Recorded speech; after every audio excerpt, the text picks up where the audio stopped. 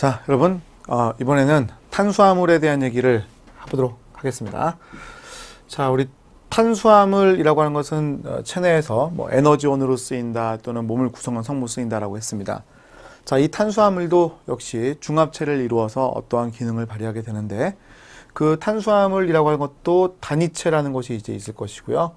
그다음 중합체라는 게 이제 있을 건데, 그 단위체가 좀 여러 종류다라는 게 좀 약간 다른 점인 것 같아요.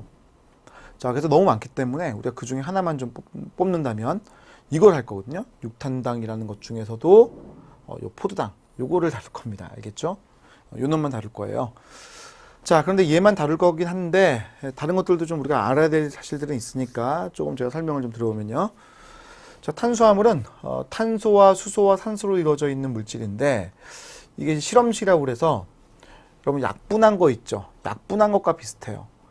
자, 여기 보시면 요 N이 들어가 있죠? 자, 그래서 3탄당 그러면 탄소가 3개라는 말이니까 요 N이 3이 돼요. 그럼 탄소는 3개, 수소가 6개겠죠. 수소는 2개에다가 곱하기 3을 하니까 6개. 탄소가 3개로 이루어지는 물질을 우리가 3탄당이라고 부릅니다. 그 3탄당이라고 하는 물질들이 되게 많이 있어요, 여러분. 되게 많이 있는데 그 중에 좀 하나만 좀 적어 놓은 상황이고요. 글리세롤알데하이드라는 물질, G3P라는 되게 유명한 물질이 있습니다. 이거 말고도 이제 뭐 피루부산을 포함해서 많은 물질들이 있습니다. 자, 그럼 여기 4가 들어가면 4탄당이겠죠. 옥살추산인을 포함해서 또 역시 많이 있고요.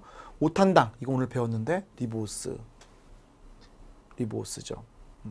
그 다음 6탄당, 분자식, 분자식은 이제 다 적은 거예요. 이거 실험적인 약분한 거고요.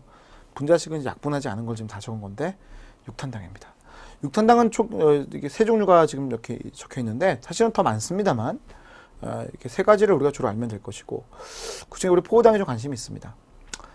누가 되었든지 간에 탄소 개수 6개, 수소 개수 12개, 산소 개수 6개 똑같아요. 근데 구조가 달라. 구조가 다릅니다. 분자식은 같은데 구조식이 다르다 이렇게 돼 있죠. 즉 조성은 같은데 구조가 달라요. 이래서 이성질체라고 부르는데, 얘들 간이 전부 다 이성질체예요.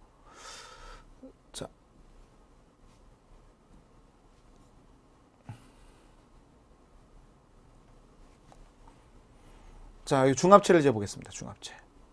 자, 중합체는 여러 개가 붙은 게 중합체잖아요. 여러 개가 붙는 게. 다당류, 폴리사카라이드 이렇게 부르는 다당류. 자, 근데 얘가 이당류인 것들도 있습니다. 2개의 단위체가 붙어서 어떤 기능이 있는 것도 있어요. 자, 엿당, 여러분 엿 만든 때 쓴 거라고 생각하시면 되겠습니다. 포도당과 포도당 붙은 형태. 이런 형태로 존재를 해요. 체내에서요. 엿당, 엿 아시잖아요. 젖당, 우유 아시죠? 우유. 모유에 들어있잖아요. 젖당, 포도당과 갈락토스가 붙어있는 애들. 설탕 들어보셨습니까? 포도당 과당이 붙어있는 애들. 광합성의 산물이다. 이동할 때 쓰는 거예요.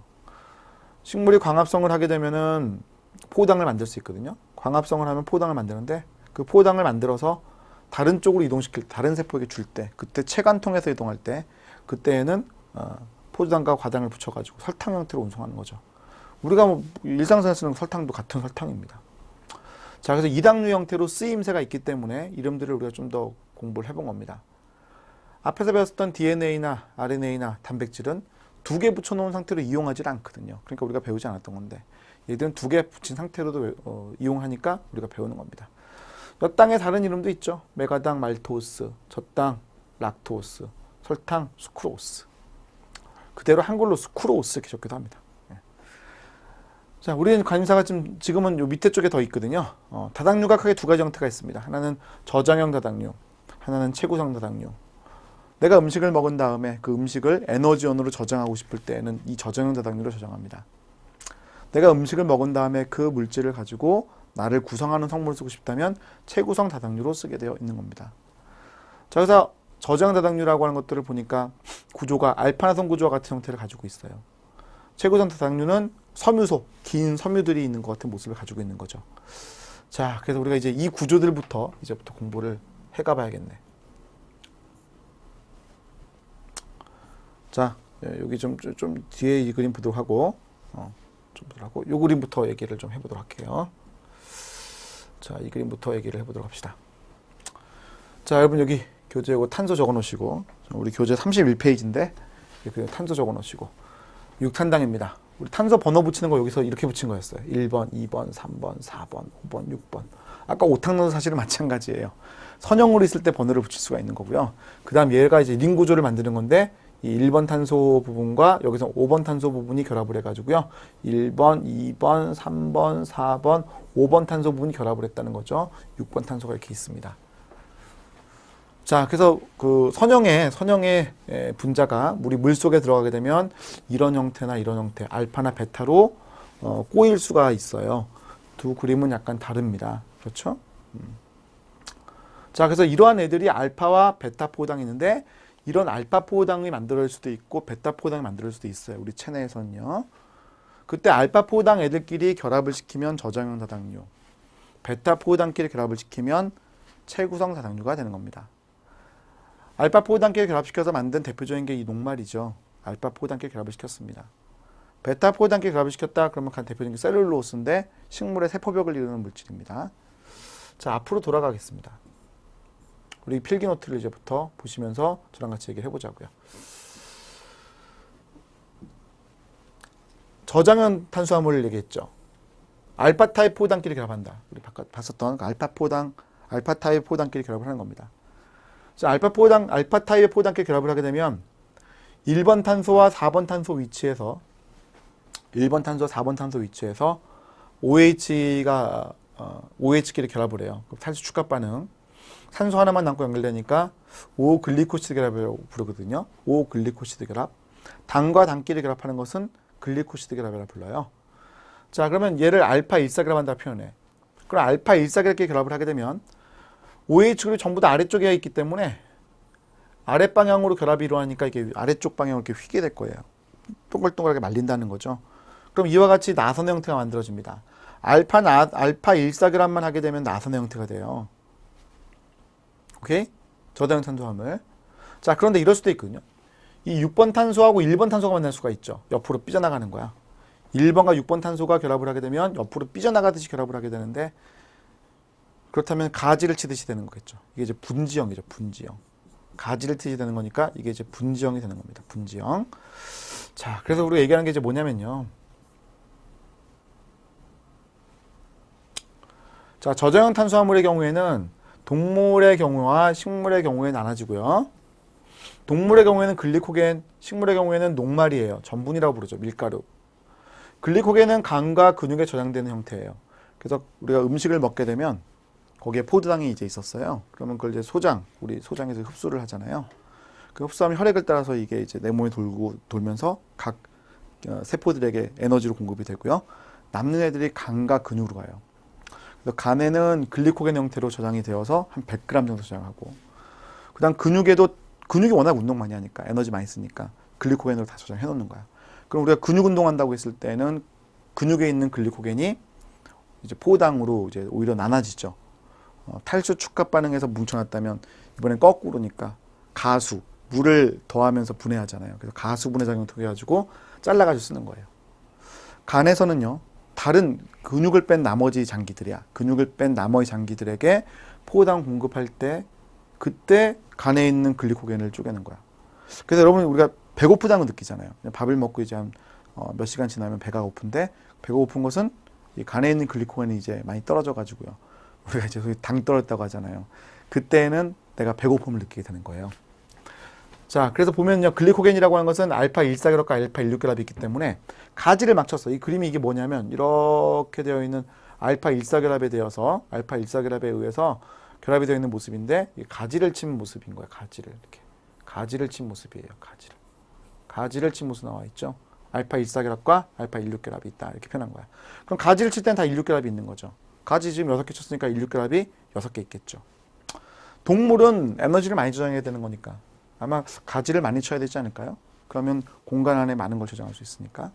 식물은 전분 녹말이라고 부를 수 있는데 두 타입이 있어. 하나는 아밀로스, 하면은 아밀로펙틴이죠. 하나는 아밀로스, 하나는 아밀로펙틴이에요. 아밀로스라는 것은 알파 1사결합밖에 없고요. 아밀로펙틴은 알파 1사결합과 알파 16결합이 있는데 글리코겐보다는 좀 적은 편이다라는 것이 특징이에요. 그래서 식물은 아밀로스와 아밀로펙틴이 있는 거죠. 저장은 어디에 하냐면 주로 엽록체에 저장을 하는데, 엽록체에 저장을 해요. 그러니까 식물이라고 하는 것이 잎에서 광합성을 의지할 거 아니에요.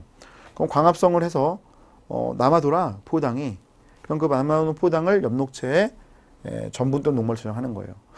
그리고 다른 애들도 이제 필요하잖아. 뭐 열매도 포당 필요할 수 있고 뿌리도 포당 필요할 수 있죠. 에너지원이니까. 그럼 그것을 설탕으로 바꿔가지고 내놓는 거예요. 운송할 때에는요. 이해 가시죠? 자, 그래서 우리가 저장은 탄수화물이라고 하는 것들을 이렇게 살펴볼 수가 있었습니다. 자, 이번에는 체구성 탄수화물이에요. 체구성 탄수화물. 체구성 탄수화물은 베타 타입의 포당끼리 결합을 하는 것을 말한다라는 겁니다. 그럼 얘들은 긴 형태로 만들어지기 때문에 섬유소인데 왜 길어지냐면 자, 베타 포당들은 이 OH라고 하는 부분이 아래쪽 위쪽으로 각각 있어요. 이런 구조에서 아래쪽 위쪽으로 있죠. 우리 앞에 거하고 달라요. 여러분. 얘는 전부 다 아래쪽에 있는 모습이고요. 얘들은 전부 다 아래쪽 위쪽에 있죠. 자, 그럼 아래쪽 위쪽에 있으니까 다음 것과 결합할 때에는 아래에 있고 위에 있으니까 이건 위에 있어야지 결합할 수 있잖아요. 그래 옆에 있으니까 결합할 수 있잖아요. 그래서 얘를 뒤집어요. 뒤집으면은 잘 보세요. 6번 탄소가 이쪽으로 내려왔고 산소가 이렇게 반대로 돼 있죠. 잘 보이시죠? 예. 뒤집어진 거야. 그럼 그 다음 것도 결합시킬 또 뒤집어야지. 그래야지 되니까. 자, 이쪽에 위에 있는 거 보이세요? 예. 자, 그러면 이제 결합을 한다고 했을 때 위로 아래로 위로 아래로 위아래 위아래 위아래 위아래 이렇게 결합하는 거죠. 옛날 노래도 있잖아요. 위아래 위아래. 그지? 자, 이렇게 결합을 한 겁니다. 그러면 힘이 양쪽을 다 받았기 때문에 직선의 형태가 나온다는 거야. 직선의 형태. 예? 자, 이걸 우리가 섬유라고 부르는 거지. 자, 이런 섬유가 많이 있으면 그게 바로 섬유소예요. 덩어리를 이루면 우리가 소라는 표현을 적는다고. 그럼 여기 보세요. 섬유소라는 게 지금 이루어진 거지. 이런 직선의 형태가 여러 개가 있게 된다는 거예요. 그러면 여기 CH2OH, CH2OH, CH2OH 6번 탄소가 위로 아래로 있는데 여기 OH 그룹이 각각 있기 때문에 수소결합, 수소가 있으니까 수소결합을 형성할 수가 있거든. 그러면 위로 아래로 이렇게 다 수소결합이 만들어지니까 이 덩어리가 상당히 굵어지고 단단해져요. 이런 형태를 우리가 섬유소라고 부르는 거고 이러한 그 섬유소 형태가 여러 가지 형태로 이제 동물들에게 쓰이고 있죠. 체구성하는 데 쓰이고 있어요. 그래서 생각을 해보면 이제 이게 셀룰로스인데 셀룰로스는 식물이 갖고 있는 섬유소이고 얘는 세포벽을 이루어요. 세포벽을 이룹니다. 예. 보세요, 여러분. 셀룰로스라고 하는 것이 식물의 세포벽에 있어요. 형태가 다르죠. 동물은 셀룰로스를 분해할 수 있는 효소는 없어요. 아밀라제라는 효소는 글리코겐 녹만은 분해하는데 셀룰로스 형태 분해 못하거든요. 근데 우리 동물이 이거 안 갖고 있어요. 누가 갖고 있냐면 세균이 갖고 있어요. 젖소 또는 소 이런 애들 풀 뜯어 먹잖아요. 왜? 소의 위에 이 소의 위, 혹이라는 위가 있는데 이 위에는 박테리아가 있어요. 그 박테리아 셀룰라제라는 효소를 분비해요. 셀룰라제라는 효소를 분비해요. 이거 분비하니까 셀룰로스를 깰 수가 있는 거죠. 그래서 이 소가 풀을 많이 먹고 뚱뚱해질 수 있는 거죠. 원래는 얘도 동물이니까 셀룰라제라는 효소를 갖고 있지 않고 아밀라제 효소만 갖고 있거든요. 예. 그래서 원래 식물을 먹으면 뚱뚱해지면 안 되는데 우리도 식물 먹고 뚱뚱해지진 않잖아. 똑같은 건데 얘는 뚱뚱해져. 왜? 세균이 있어서 그래요. 자, 이것처럼 체구성 탄수화물이라고 하는 것들은 우리 몸을 구성하는 성분인데 또는 식물을 구성하는 성분인데 아밀라제 효소에서 깨지지 않는다는 것을 좀 기억해 주시면 좋겠습니다.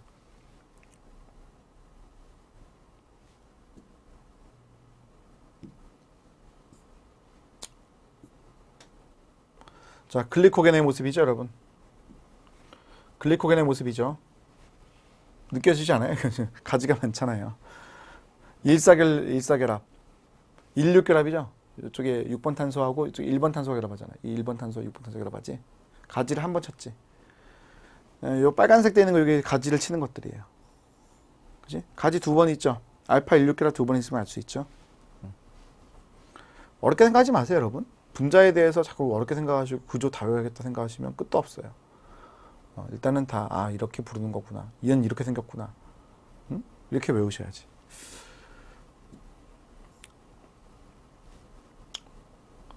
자, 체구성 탄수화물에 대해서 보게 되면 동물은 키틴, 식물은 셀룰로스. 셀룰로스 먼저 얘기했습니다. 식물의 세포벽, 세포의 바깥쪽에 벽, 단단한 벽. 그걸 구성하는 성분이에요. 단위체가 포도당이죠. 근데 키티는 달라. 키티는 절두동물, 이거 메뚜기야. 메뚜기에 여러분 껍데기 있죠? 외골격. 화염동물 지렁이야. 지렁이의 바깥쪽 외피. 예. 지렁이가 막 땅을 쓸고 다니잖아요. 기어 다니잖아. 근데 그 멀쩡하지. 왜? 단단하니까. 탄수화물 때문에 단단하니까 그렇지. 단위체가 아세틸글루코사민이다. 포도당과 똑같이 생겼는데 아세틸글루코사민이라고 하는 것은 2번 탄소에 뭔가 하나 더 붙어있는 모습이에요.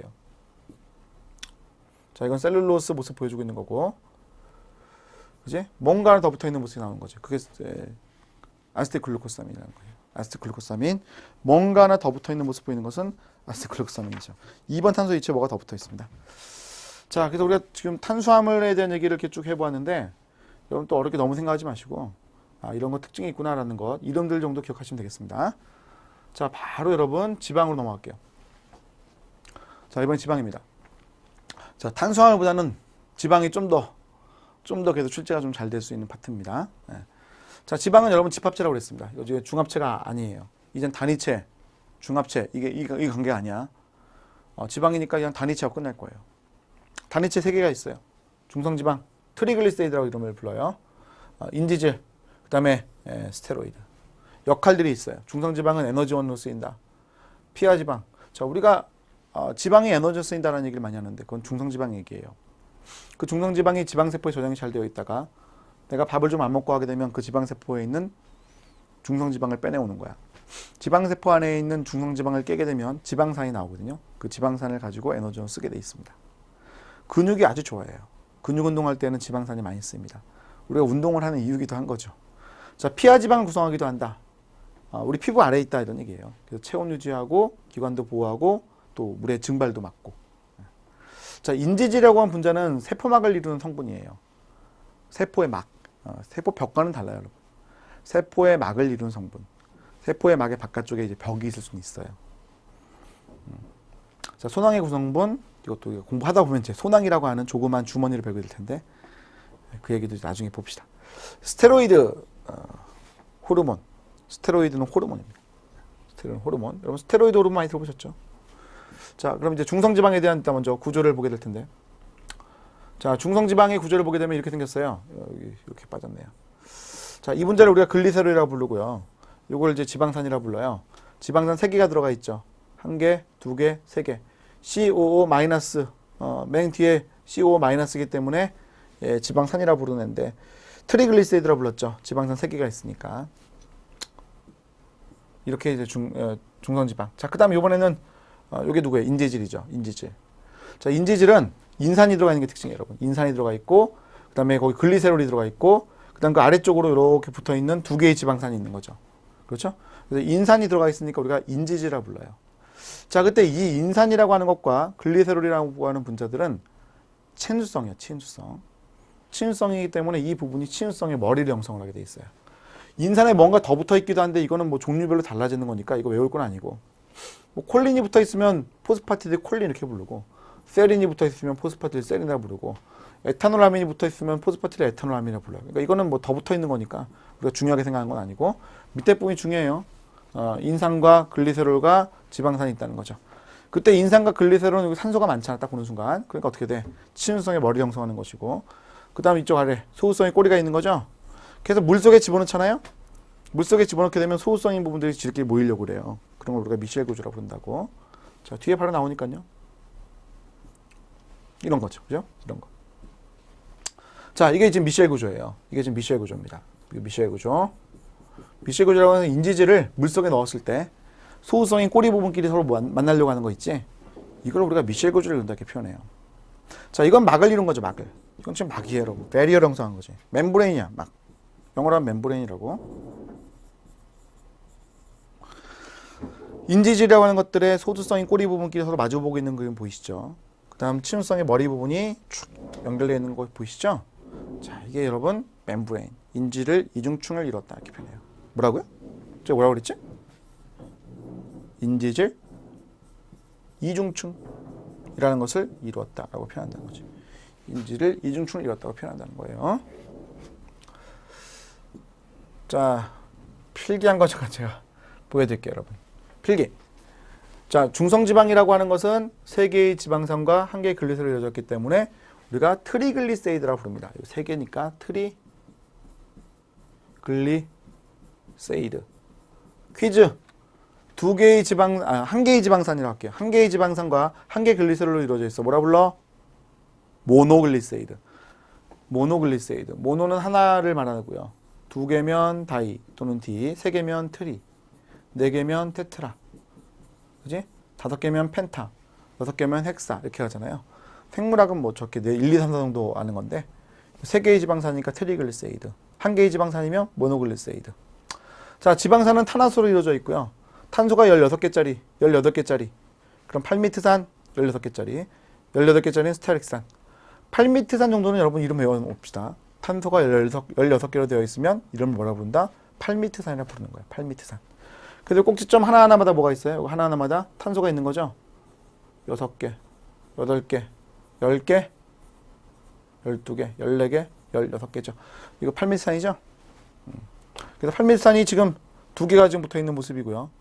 에스터르갑이 지금 되어 있는 모습이고, 이쪽에 역시 또 팔미트산이 붙어 있어요. 이거 지금 중성지방이에요, 지금. 이거 지금 짧게 그렸는데 계속 붙어 있는 거예요. 에스터르갑이 3개가 있다 이렇게 표현했죠? 에스터르갑이라고 하는 것은 탄소와 탄소가 둘이 붙어 있는데, 아이고, 잘못 그랬어. 자, 탄소와 산소가 있고 탄소가 있는데 여기에 이렇게 O가 들어가 있으면 이런 모습을 우리가 에스테르그랍이라고 부르거든요. 그래서 여기 보시면 탄소와 그 다음 여기 탄소가 있고요. 그 사이에 요 산소가 남아 있을 거고 위쪽에 산소가 있으니까 이거 에스테르그랍이야. 여기도 에스테르그랍, 여기도 에스테르그랍. 에스테르그랍 3개를 가지고 지금 중성지방을 만든 거죠. 탈수축합 반응이라고 하는 반응이 뭐 꼭 중합체를 일 때만 쓰이는 건 아니잖아요. 단위체를 만들 때도 쓰일 수는 있어요. 에스터랩이 이루어질 때도 탈수축합 반응이라는 걸 통해 가지고 붙었습니다만 여기 이제 중합체는 아니고 형태를 만든 거죠. 자, 이번에는 인지질이에요. 비슷해요, 여러분. 인지질 보시게 되면 2개의 지방산, 1개의 글리세롤, 1개의 인산기 이렇게 돼 있죠. 양쪽성 분자. 왜 양쪽성이야? 얘네 둘이 친유성이고요. 얘가 소우성이니까 그렇죠. 자, 그래서 그림 보십시오. 여기 글리세롤 분자, 인산, 여기까지 산소인데까지 여기까지를 뭐라고 불렀어요? 지금 친유성이라고 해놨죠? 친유성이라고 해놨잖아요. 나머지 소우성이야. 지금 그림 보면 이쪽이 커 보이지만 실제로는 이쪽이 훨씬 커요. 알겠지? 그래서 그림을 이렇게 그린다고. 친유성 머리 부분은 콜린 같은 것들이 첨가되어 있기도 한다. 콜린, 아까 세린, 뭐 에탄올암이나 막 제가 적었잖아요. 그래서 이 머리 부분이 좀 더 커지기도 한 거죠. 이거 여러분, 인지질, 소수성 물질이야? 아니면 친유성 물질이야? 인지질? 지방이니까 당연히 소수성이죠. 지방이니까 당연히 소수성이에요. 하지만 친유성이 좀 강화되어 있다고 생각하는 거죠. 그래서 양쪽성 분자 정도 될 수 있지만 여전히 소수성 물질이긴 한 거예요. 이런 게 더 붙어 있으면 그 친유성 성질이 좀 더 강해져요. 그래서 생명체들은 이런 걸 붙여가지고 활용할 게 하더라는 거죠.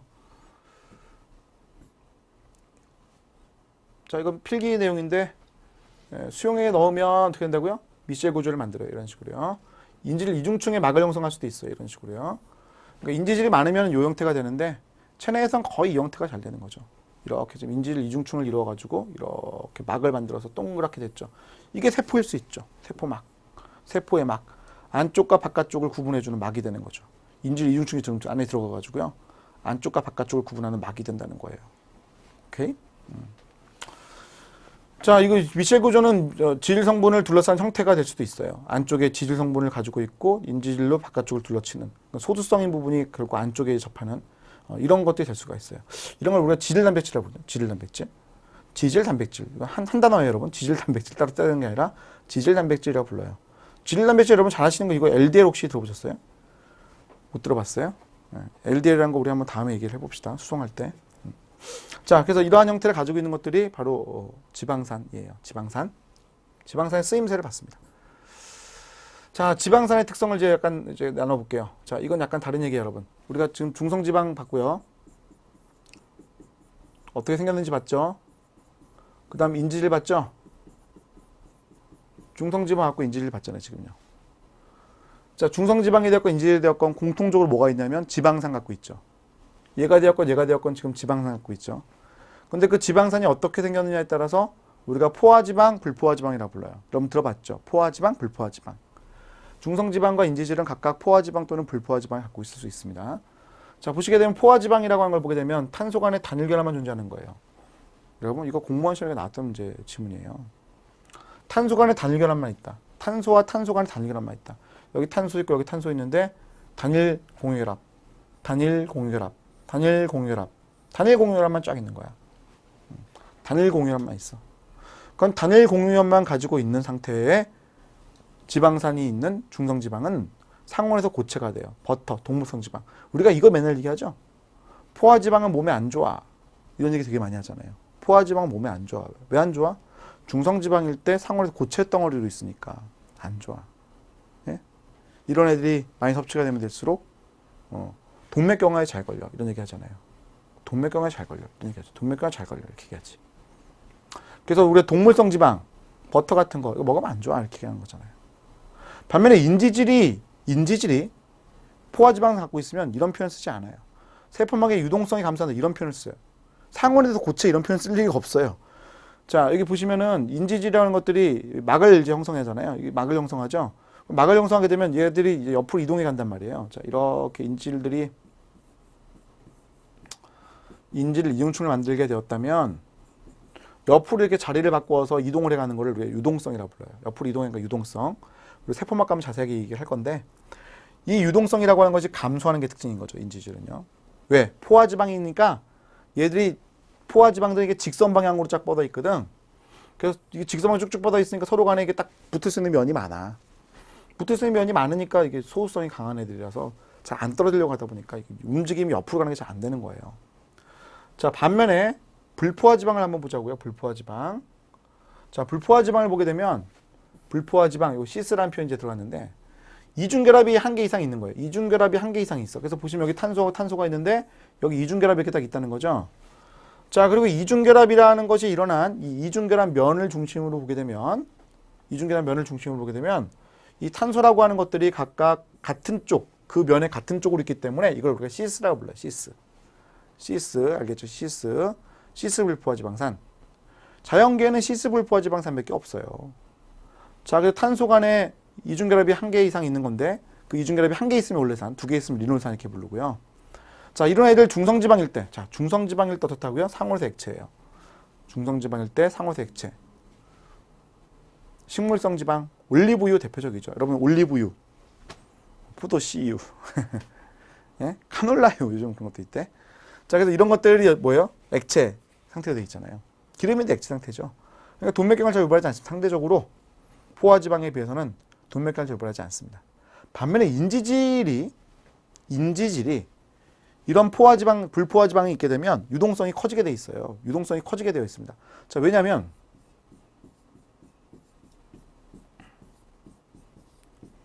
이게 이제 포화지방이었잖아. 유동성이 약했죠. 그런데 불포화지방을 생각해 보자고. 공간 많이 차지하고 있지. 옆으로 꺾였으니까요. 이게 지금 가다가 옆으로 꺾였잖아요. 지금요. 그러니까 어떻게 돼? 이 자리를 바꿀 때 성큼성큼 움직일 수 있을 뿐만 아니라 이게 딱 옆으로 꺾였기 때문에 소수성의 정도가 되게 약하거든요. 서로 들러붙질 않아. 그래서 이렇게 잘 움직인다고요. 응? 그래서 어떻게 돼? 인지질이라고 하는 것들이 유동성이 커지는 게 특징인 거죠. 유동성이 커지는 게 특징이 되는 겁니다. 이해 가세요?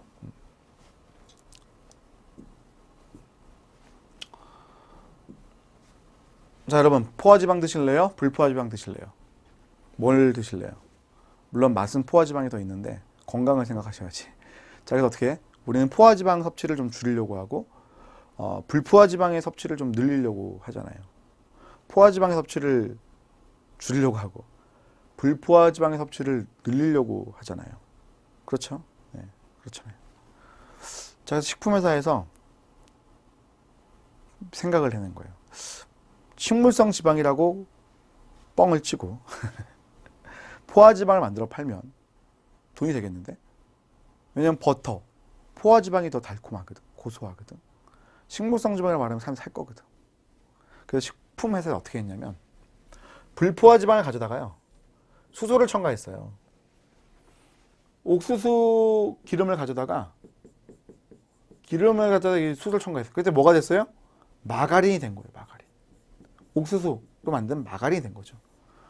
그럼 마가린은 수소가 첨가되면서 어떻게 되냐면 포화지방화가 된 거예요. 포화지방화가 된 겁니다. 수소가 거기 들어가서 포화지방화가 된 거죠. 사람들이 사겠죠. 식물성 기름이래. 그래. 좋네. 맛있네. 거기다 맛도 있네. 동맥경화를 유발하게 된 겁니다. 그죠? 마가린이 더 안 좋아요. 자, 왜 더 안 좋냐면 트랜스 지방도 만들어지니까 그래. 많은 양은 아니야. 트랜스 지방이 만들어서 그래. 트랜스는 이제 뭐냐면, 자, 여기 이중결합이 있는 게 보이시죠? 이중결합면이 있습니다. 자, 이중결합면이 있어요. 이중결합면이 있습니다. 이중결합면이 있어요.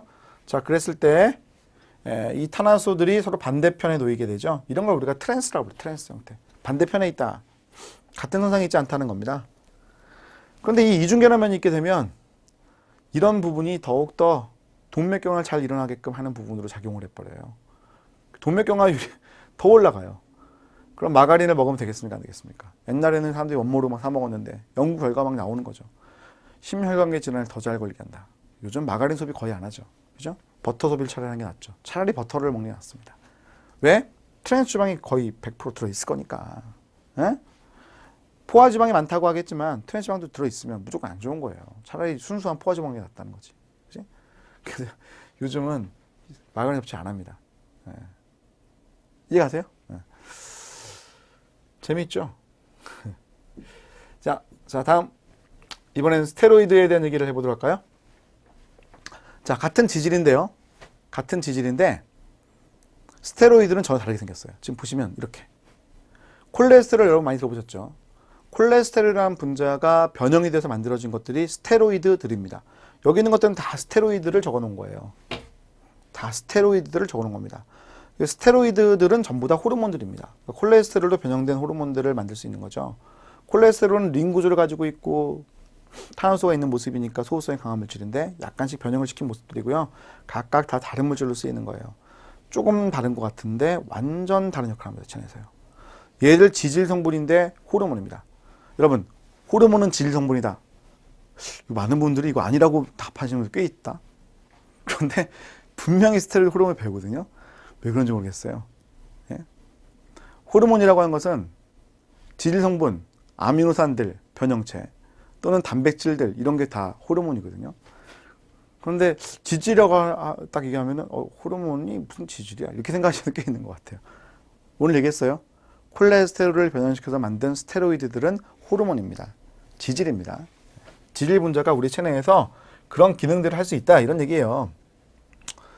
자, 포화지방, 팔미트산과 스테아릭산의 그림이니까 이건 뭐 참고로 그냥 보시는 거고, 올레산 이중결합이 하나 생긴 불포화지방 역시 참고로 그냥 보시는 거고. 네. 자, 이렇게 해서 지방에 대한 얘기를 다 마쳤네요. 자, 여러분 우리 지방에 대한 얘기를 다 마쳤습니다. 자, 그 다음에 이제 무기질에 대한 얘기인데, 여러분 무기질은 우리가 공부하다 보면 다 배우게 될 거예요. 오늘 이거 얘기했죠? 핵산 구성한 성분 얘기했죠? 황, 예, 단백질 구성분인데 시스테인 오늘 얘기했죠? 자, 이런 것처럼 우리가 하나씩 이거 다 배우게 될 거니까 지금 뭐 크게 신경 쓰지 않아도 괜찮습니다. 예.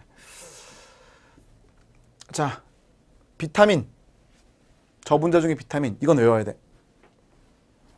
저분자의 비타민 이거 외워야 돼요. 자, 우리 교재 A단원 거의 끝물이에요, 여러분. 이 37페이지에 있는데 비타민 이건 외워야 돼. 자, 비타민이 지용성 비타민과 수용성 비타민이 있어요. 지용성 비타민 A, D, E, K야. 여러분, 지용성, 수용성 하면 약간 나쁜 느낌 드는 거 지용성이지. 아니, 그냥 느낌상. 그럼 기름 덩어리 나쁘니까 여러분 이렇게 욕하자. 에이, 땡! 나쁜 놈들 이렇게 딱 이렇게 욕을 해. 에이, 땡! 이렇게. 그러면 외워지니까. 자, 지용성 A, D, E, K. 예. 수용성 B, C. BC만 수용성. 알겠죠? BC가 수용성. 자, A라고 하는 것은 요거 결핍되었을 때 야맹증 걸려요. 이렇게 뭐 보는 게 잘 안 되는 거야. 그러면 A를 옆으로 이렇게 뉘면 이거 눈 같지 않으세요? 눈이죠, 눈. 이거 눈이잖아, 눈. 여기 눈동자 있는데 눈이 이렇게 딱 끔뻑끔뻑 하는 눈 같은데. 예, 이렇게 연관시키면 좀 여기 좋지 않아요? 예. 자, 비타민 D가 결핍되면 그룹병에 걸리는데 이건 뼈가 휘는 병이야. 즉 비타민 D는 소장에서 칼슘을 흡수하는 걸 촉진하게 되는데 비타민 D가 없으면 소장에서 칼슘 흡수를 못하기 때문에 뼈가 휘어요. 그럼 다리가 휜다 여러분? 비타민 D 다리가 휘었지. 왼쪽 다리가 휘었잖아요. 그지? 이렇게 외우시면 좀 여기 편해요. 자, 비타민 E에 대해서는 결핍증 거의 얘기하지 않습니다.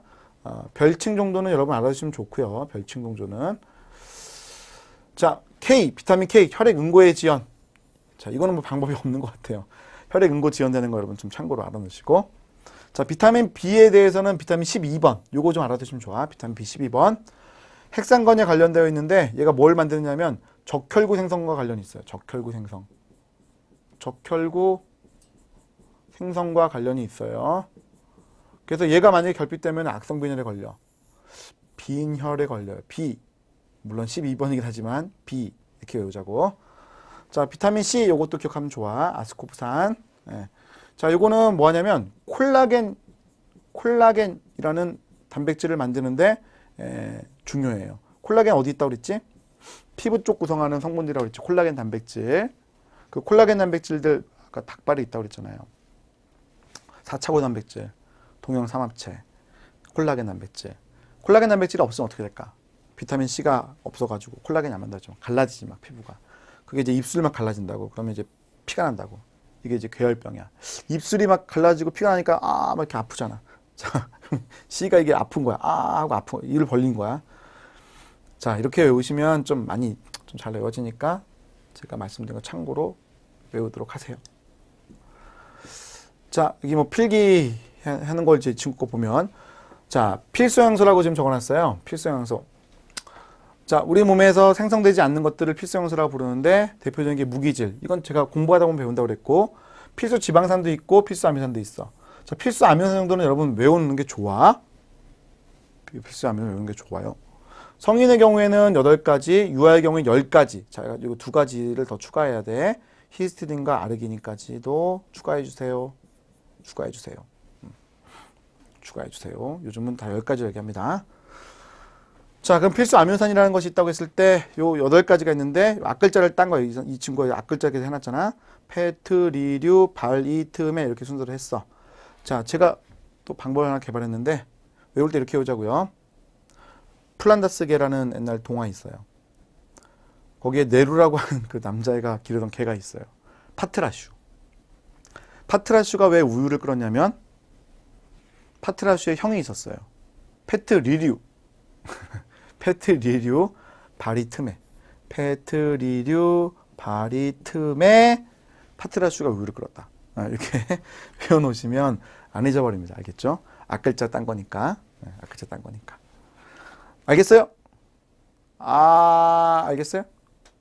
웃겨요? 히히히 이렇게 그렇게 알겠죠? 유아의 경우에는 페트리류 바리트메 플러스 이렇게 오시면 되겠습니다. 알겠죠?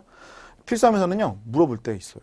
물어볼 때가 있어요. 다음 중 필수하면서 아닌 것은 필수 아미들로 엮인 것은 이렇게 성인의 경우에 유아의 경우에 그러면 이거 외우고 있어야 맞추거든요. 알겠죠? 이건 외우셔야 돼. 자, 비타민 정리되어 있는 거죠. 수용성 비타민과 지용성 비타민으로 크게 나누었어요. 비타민 B, C, 엽산, 비오틴 등이 있는데 비타민 B는 12번 외우는 거예요. 악성빈혈, 결핍증. C 외우는 거예요. 아스코프산이라고 불러요. 괴혈병. 지용성한테는 4개가 있어. A, D, E, K. 결핍시 질환, 야맹증, 구루병. 소장에서 칼슘수가 안 되는 거지. 자, 비타민 D는 자외선에 의해서 체내에 합성되는 거지만 전체가 아니야. 한 40% 정도밖에 안 되니까 섭취를 한 60%는 해야 돼요. 그래서 역시 필수 영양소 중에 하나긴 해요. 자, 칼슘의 흡수가 저하가 되는 게 특징. 소장에서 칼슘 흡수 못하니까 구루병. 비타민 K 혈액 응고 지연되는 것. 여러분 영양실조라는 용어 아시죠? 영양실조. 영양실조는 필수 영양소를 부족하게 섭취했을 때 생기는 병이 영양실조. 영양 부족이라고 하는 것은 탄수화물, 지방, 단백질 이런 3대 영양소에 부족한 섭취했을 때 영양 부족이라는 표현을 쓰게 되어 있습니다. 자, 방금 말씀드린 필수 영양소들이 섭취가 안 된다면 우리는 영양실조에 걸리게 된다는 거죠. 자, 나머지 것들은 이 친구가 추가적으로 적어드린 거예요. 적어놓은 거예요. 알겠죠? 이거는 제가 외우라고 권장하진 않았는데 이 친구가 추가적으로 해놓은 거니까 뭐 이거는 뭐 참고로 보시고. 자, 이렇게 해서 A단원에 대한 내용이 다 끝났네요. 여러분. A단원에 대한 내용이 다 끝났습니다. 여러분 뭐 또 여러 가지 강의 듣느라 고생이 많으셨는데 A단원이요. 어떻게 보면 이제 생물에 이렇게 딱 발을 이렇게 딱 들어놓는 첫 번째 그냥 장소이거든요. 내용이 좀 생소한 게 되게 많았을 거야. 단어도 막 어려운 게 많았는데 그것들을 여러분 그냥 습득하려고 노력을 하시는 게 좋을 것 같아요. 뒤에 그냥 나올 내용들이니까 습득한다. 진짜 생물은 이제 사실은 비단원부터예요. 거기서부터 이제 생물의 이야기가 펼쳐지고 지금 이제 등장인물 소개 정도 한 거거든요. 등장인물 소개. 그냥 뭐 여러분 잘 정리하시고 외우시고 익숙하게 될 정도로 그냥 하시면 돼요. 알겠죠? 쭉 쫓아오시면은 점점 이제 좀 더 재미있는 내용들이 많이 흘러나올 거예요. 알겠죠? 자, 그럼 오늘 그 A 단원이라고 하는 부분을 저와 함께 다 봤는데요. 이렇게 단원별로 진행을 쭉 할 테니까요. 여러분들 공부 열심히 하시고 이제 막 시작했는데 시작이 반이라고 벌써 뭔가 한 느낌 나오셨으면 좋겠습니다. 자, 대장정의 이제 길을 열었어요. 우리가 A부터 Z까지 갈 건데 잘 쫓아오시고 정리 잘 하시고. 자, 그럼 다음번 B단원에서 또 여러분 뵙도록 하겠습니다. 수고하셨습니다.